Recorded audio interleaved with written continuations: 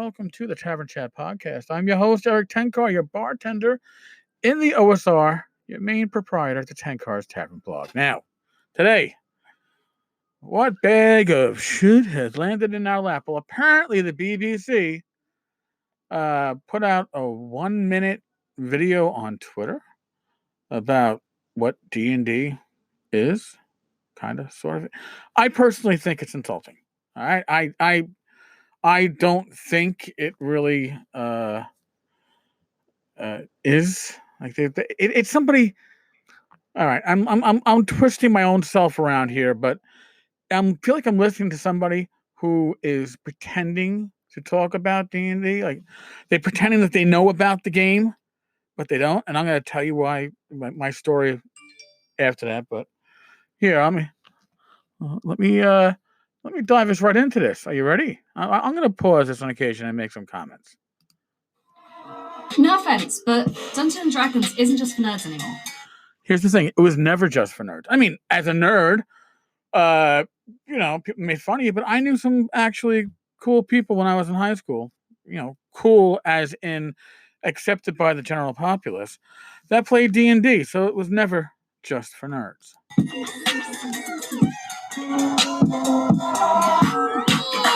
It's not just for a bunch of beardy boys in a basement. It's for everybody and anybody. All right. I don't remember when it was just for a bunch of beardy boys in the basement. Has been pointed out elsewhere. Beardy boys in the basement, Gary and Dave, are the ones, though, that did design it, right? They put it together. They presented it to us. They gave us Dungeons and Dragons. They gave us a published version of a role-playing game. But I never knew the bearded boys in the basement deal. I know it's a meme, but it was never one that I was part of or participated in. It's so social. The most social game you have to play, in fact. It is social. That's the whole point of it, right? You get to share your time with other people, share experiences. And some people call it group fiction, but it's certainly group storytelling to some extent. But yeah, it is so social. All you need is a few friends and a dungeon master or game master.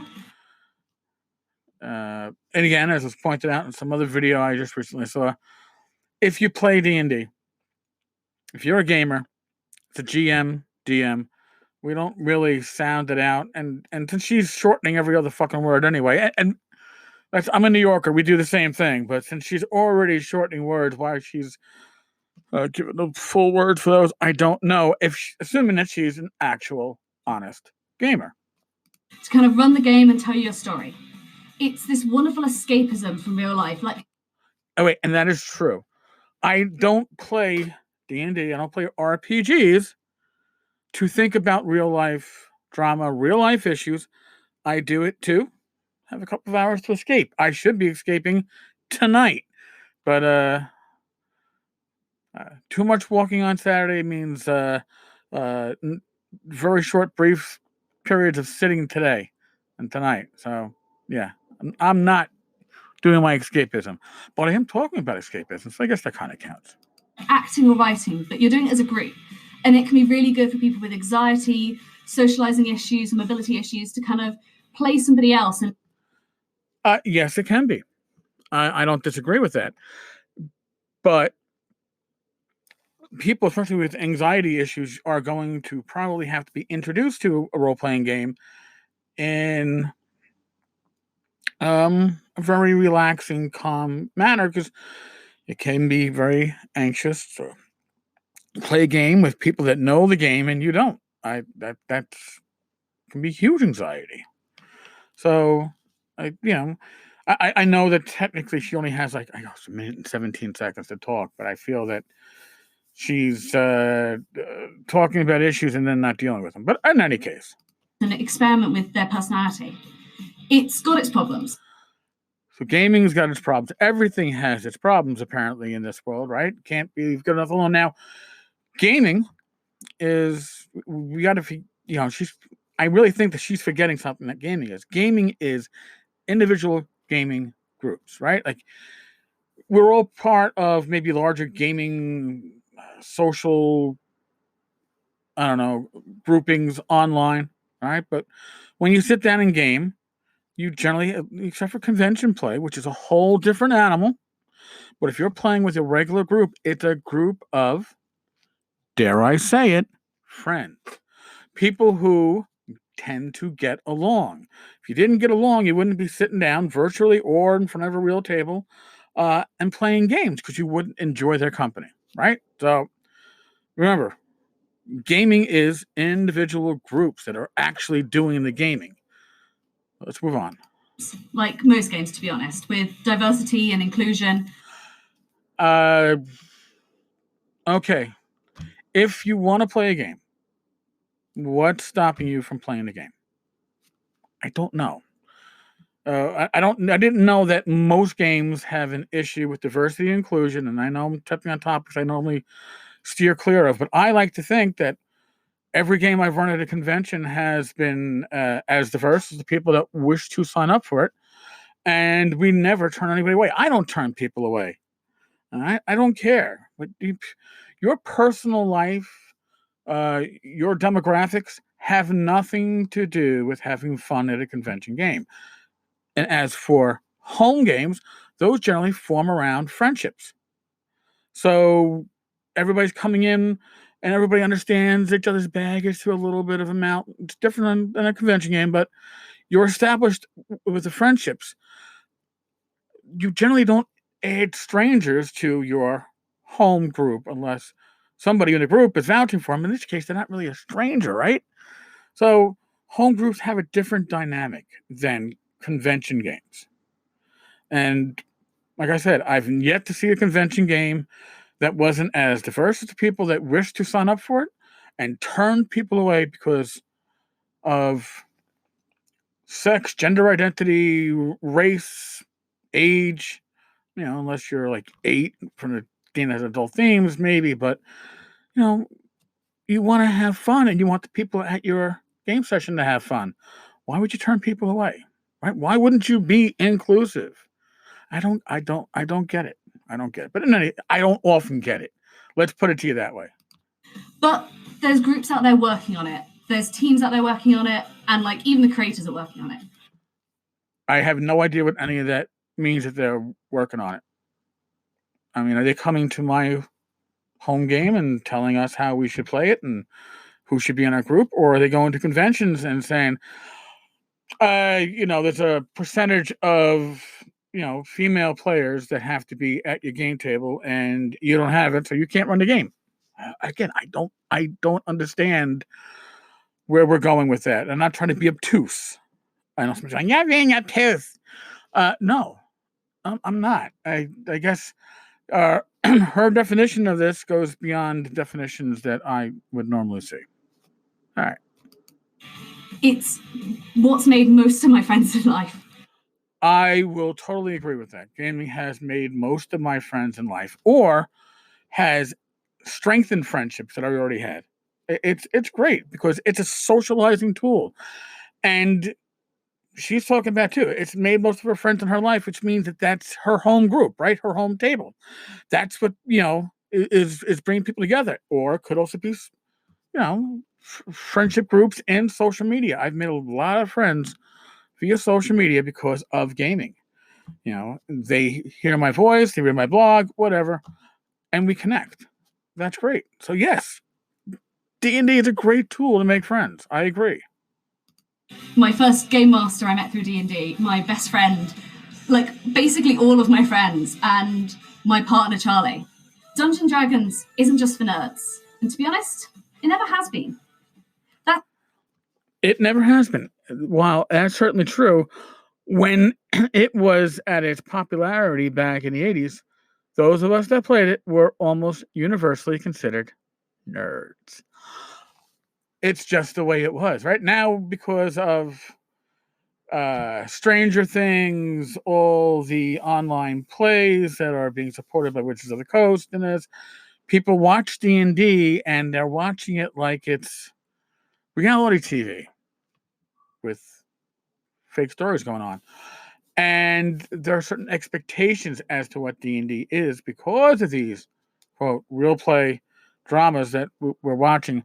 That really doesn't convert to how your game will run at your home table or at a convention. So there's expectations of what D&D is differs to a large extent. For people coming into the hobby, their expectations are different watching these videos than it actually is for people who have been playing for years. That's my opinion. What do you think? So what do you think? All right, I'm going to throw this out at you guys and gals. What do you think? Do you think that D&D is historically a bunch of bearded men in basements? Is Dungeons Dragons, because she does not pronounce the end at any time. Like I said, she must be a New Yorker because she's certainly dropping words and syllables. Does Dungeons Dragons mean something different to you than it has meant since 1974? It certainly could. I'm not saying it can't. I just don't see why the BBC has to put up this Twitter video, which is telling or D&D players that they're historically a bunch of neckbeards. I don't know. I don't think that's the way to make friends. You don't throw insults out at the start of your video and then expect not to get pushback, not to get criticized. That's my opinion. If you have yours and you want to share it, just call the show. Use the voicemail. You can even leave a voicemail, but that would require me to tell you what the voicemail is. So, the voicemail, if you wish to dial in from your phone, is 347-509-5168. That is 347-509-5168. I believe there's about a 2-minute limit on that. So, just be forewarned, is forearmed. As always, folks, thank you for listening. If you get the chance and you're listening on iTunes, you want to leave us a ranking, a rating, or a review, or whatever they call that shit, please do. Otherwise, for everybody, be safe, be well, God bless. Roll those dice, and I will talk with you all tomorrow. Later, folks. Oops, addendum. So I meant to tell you why I felt I was listening to somebody who really didn't know about D&D. About 2 weeks ago, I'm at my local pub with my wife, and one of the, mid-20-somethings is, he's being very friendly, but also very full of shit, and talking about how much money he's making and all this stuff. And he asked me what I'm doing now that I'm retired, and I explained that I'm involved in the gaming industry, RPGs, successful blog, decent podcast, do some work for one of the major third-party publishers, Dungeons and Dragons stuff. He goes, oh, I know Dungeons and Dragons. And then the bullshit starts. Yeah. I play D&D, 4 to 5 hours pretty much every night, man. I got, I'm really good at it, man. I'm one of the top players. I'm like, we're not really talking the same game, are we? I didn't say that. It's like, oh, I'm glad to hear that. He goes, yeah. I got like lots of those like magic items and stuff, and yeah. No, I'm really I play it like every night. I play it. Wow, that's pretty cool. You're involved. It's like, yeah, okay, you play it every night. But who do you play with? I play with people.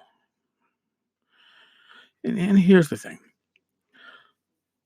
Generally speaking, if you're gonna bullshit, either bullshit about something that you know a lot about, or bullshit about something that your audience knows nothing about. Then nobody to check on you. But when you're bullshitting to somebody, in the case of the 20-something, who's involved on different levels within the industry, knows people in the industry, knows the games in the industry, you're talking out of your ass for something that maybe you read, I don't know, 500-page article online at one point, where you've heard your friends talk about. Don't even bother. Why? Just go, oh, you're involved in that? Oh, that's pretty cool. Yeah, I've heard about that. I got friends that play it. And then stop. So that's why I think that the woman from the BBC, her vagueness of what it involves. I know she only had a minute plus to talk, but it just didn't seem authentic to me. And I could be wrong. I generally call bullshit when I see bullshit, and sometimes when I see bullshit, it might not be bullshit. Just figured I needed to add that. I was like, oh man, I forgot something. It's the drogas, man. It's the drogas. All right, now, good night. Let me get this shit up. Laters.